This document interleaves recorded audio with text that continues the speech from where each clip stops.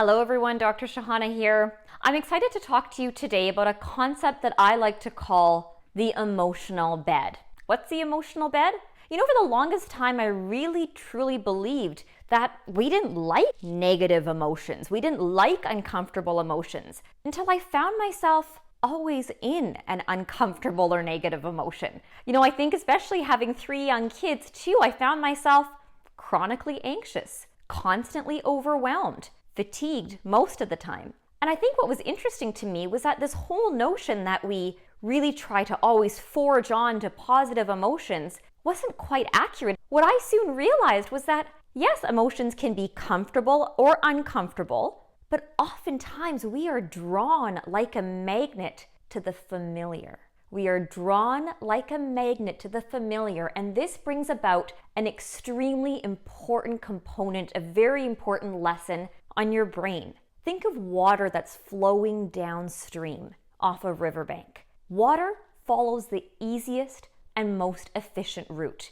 It doesn't always have to make sense. It perhaps isn't the smartest thing in the world, but it will always do what's easiest and efficient. Your brain is the exact same way. Your brain doesn't care whether it's healthy or not, whether it's productive or a waste of time.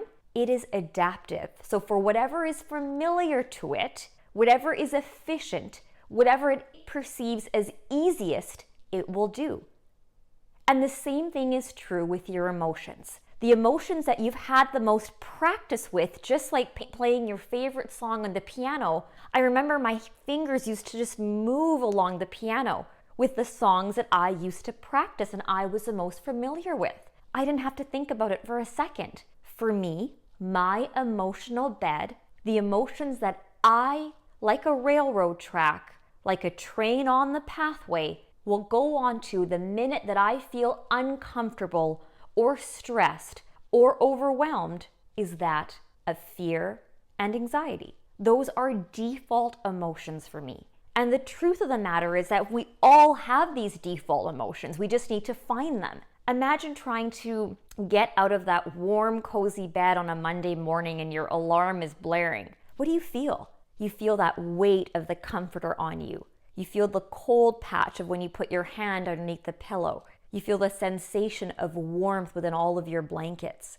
That same comfort, that same sensation is often given to us when we revert back to and fall back into, dare I say, the traps of the emotions that typically comfort us. So let me use myself as an example. I just told you overwhelm, fear, anxiety is very much my emotional bed. So really picture this. Really picture that you yourself are in that cozy bed, and whatever emotion that you default to in a time of stress, in a time of anxiety, in a time of uncertainty, that is the emotional bed.